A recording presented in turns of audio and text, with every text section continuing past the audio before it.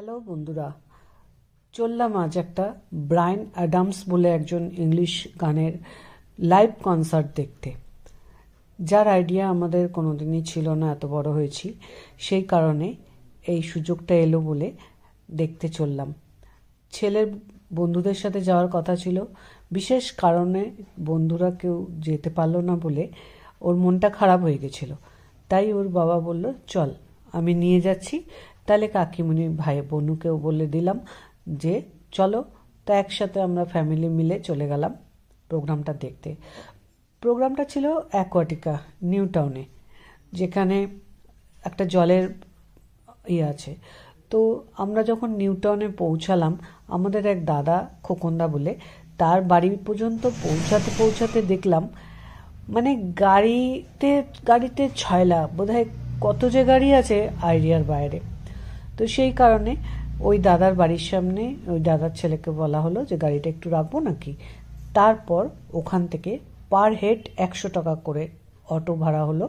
সেই অটো করে আমাদের এই অ্যাকোয়াটিকায় এসে ছেড়ে দিল। অ্যাকোয়াটিকায় যখন এসে পৌঁছে গেলাম, এবারে আস্তে আস্তে ঢোকার পালা।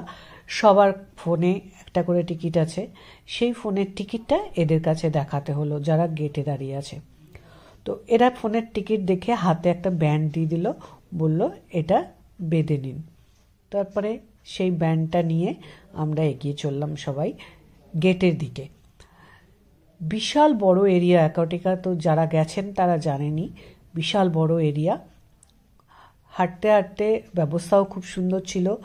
এত ভিড় হয়েছিল, ভাবছিলাম যে এত কষ্ট করে যাচ্ছি, ওই মুল্লুকে গাড়ি রেখে তারপরে আবার আরেক মুল্লুকে অটো ভাড়া করে, অটোওয়ালারা তো মানে আমরা অটোতে উঠে মুরগি হয়ে গেছি মানে ওর কথাবার্তা শুনে।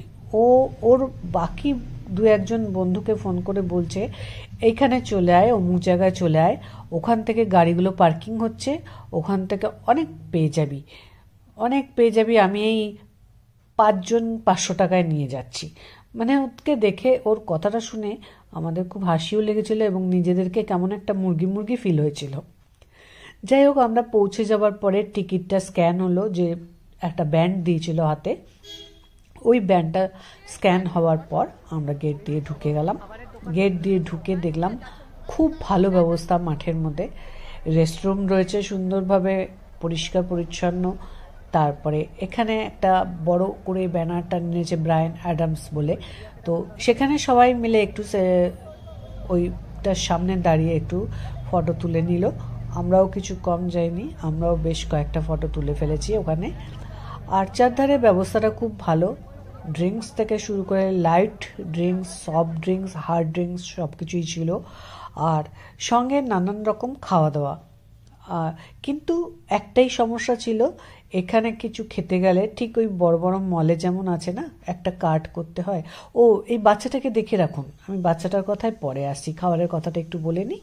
তো সেখানে বড় বড় মলগুলোতে, যেমন সাউথ সিটি মল সমস্ত জায়গায় কার্ড করে, সেই কার্ডে ব্যালেন্স ভরে তবে সেই খাবারগুলো জায়গায় গিয়ে কার্ডগুলোতে দেখালে কার্ডগুলো পাঞ্চ হচ্ছে, কত টাকা করে খরচ হয়, ঠিক সেরকম সিস্টেম। কিন্তু প্রচণ্ড লাইন, প্রচণ্ড মানে ভিড়। তো আমি দেখাচ্ছি, ভিডিওটা দেখলেই বুঝতে পারবে বন্ধুরা। তো এই ভিড়ের জন্য ওই খাবারের ওখানে লাইন দিয়ে আমাদের পক্ষে খাওয়া সম্ভব হয়নি। আমরা ভাবলাম তাহলে আমরা রেস্টুরেন্টে গিয়ে খাবো, কিছুক্ষণ আগে বেরিয়ে যাব প্রোগ্রামটা শেষ হওয়ার আগে। কেননা এতই ভিড় যে বেরোনোর সময় যদি সবাই মিলে একসাথে বেরোতে যায় তাহলে বিশাল গাড়ির লাইন পড়ে যাবে।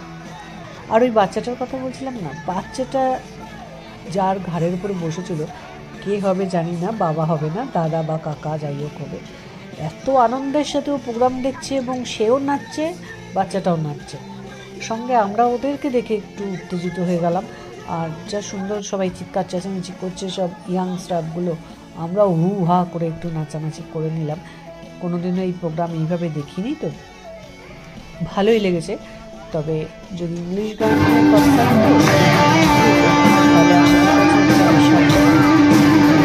আমরা না শেষ করে যতই ভিড় হোক না কেন আসতাম না, কিন্তু একটু আগেই আমরা এই এত ভিড় কাটিয়ে বেরোতে খুব কষ্ট হবে। তারপরে টোটো পাবো না, অটো পাবো না, কিছুই পাবো না। 2.5 কিলোমিটার মতন হেঁটে আমাদের যেখানে গাড়ি রাখা সেই পর্যন্ত পৌঁছাতে হবে। সেটা ইম্পসিবল ব্যাপার।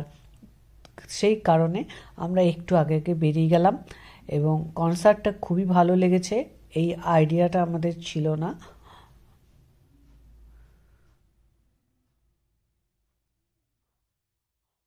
সেই কারণে এই কনসার্টটা দেখতে গিয়েছিলাম। তো কনসার্টটা দেখে খুব মজাও পেয়েছি।